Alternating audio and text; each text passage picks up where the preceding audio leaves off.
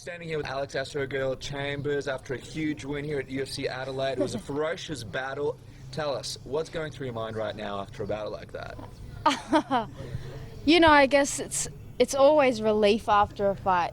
It's obviously great to have won, and it was a tough fight. It was a really tough fight. I don't know if it had something to do with the morning or if my energy was just a little bit low today, and I really felt it from the first round. And Kylan really, pushed me. She didn't back down for a second. I knew she was gonna, I knew Kylan was a really good fighter, and she was never gonna back down. But it's not until you're in there that, oh God, you realise that. And I knew I was behind after that second round. She really bashed me that second round. I knew I was behind, and my coach said to me that I had to win the third round, and if I come back, fight sharp, fight hard, come back in the third round, could get fight of the night. And and then I guess he scared me a little bit, and he said, if you lose this, that's it, you're out of the UFC. So that, I didn't like the sounds of that, and I knew when I was on the ground and I had that grip that I had to go for it. I had the Kimura grip, and I knew, I had to give it all I had. I took the chance to breathe a little bit through it, in case, she escaped and I needed to, fight on. And she did escape the first submission, but I saw the opportunity for the armbar, and I took it. You got to take those opportunities when they present themselves, because she was ahead and I needed that win, right there. I needed to win that round. Kylan made this gesture. It was almost like a cutthroat gesture after the second round had finished. Yeah, it was almost like she signaled to a corner like, that's it, it's all over. What was going through your mind heading into the third round? Do you think she underestimated a little bit and, preemptively thought the fight was over? I mean, she did get on top of me in that second round, but yeah, I don't know. I didn't see that gesture. Obviously, I'm in there, I'm just focusing on what I need to do, focusing on myself, listening to my corner, to my coaches, what they're telling me in between rounds, not focusing on her. And, she did really well in that second round. And I knew that third round I had to come back and a fight, she's been in wars too.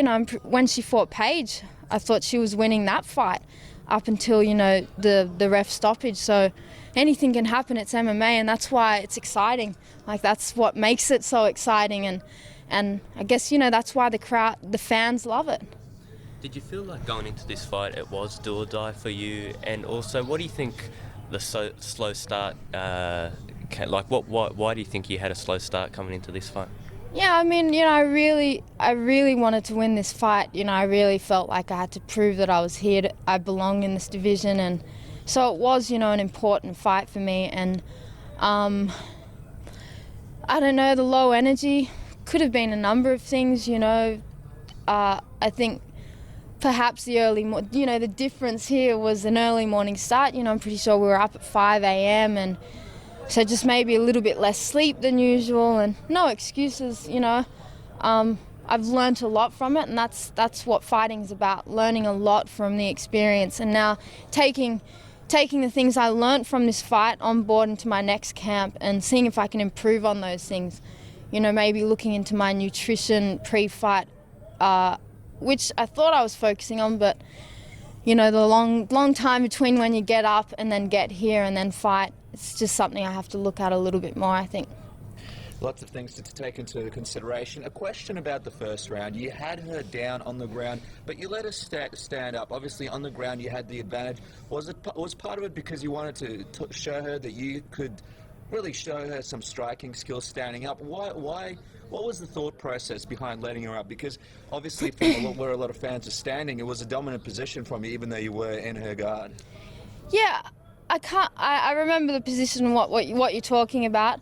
Can't quite remember, I don't know if I let her up or if, it was a little bit of a scramble and she ended up on her feet. So, I like, it's MMA, I like standing and I like the ground a lot. I like the ground. She was hitting me a little bit off the bottom, and that, I guess, perhaps opened up the opportunity for her to get up. But, it's MMA, and I'm happy to fight on the ground or standing anywhere. One of the last questions, obviously, during the stand-up, she landed a lot of big shots on you. You rallied back in the last round. Were there any points where you thought, wow, this fight might be over, this is a really big shot?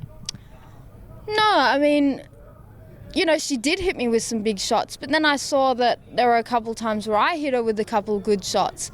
And so there wasn't any one particular part of the fight where I thought it's over. You know, you just take it on board, move to the next moment. You know, you're just reacting to the moment. So no, that didn't cross my mind. You know, if anything, you know, it did cross my mind that it was a tough fight. Like, I was like, you know, this is a tough fight. I've got to hang in here, you know, I've got to, okay, that's it, I've got to like pick it up. And so you just focus on what you're doing, listen to your corner, do what they're doing. It's not about, oh gosh, that's it. No, keep fighting until it's over. One of the last questions, obviously it's a big win, hoping obviously for the performance of the night bonus, but what's next for Alex Chambers? Obviously there's a huge card coming up in November in Melbourne, the big one, UFC 193. Is that a goal for you, or is it something that you just haven't thought about yet and it's just a trip to Disneyland or something like generic like that after a big win? I haven't really thought about what's next, but you know, I have to say, fighting in Australia, like, I haven't lost on Australian soil yet, and you know, the crowd really did pick me up at the end, and you know, I'm really grateful for that. You know, the crowd got behind. When the crowd gets behind you, there's nothing like it. And so to fight in Melbourne, in Australia, with the crowd behind you would be awesome for sure. Yeah.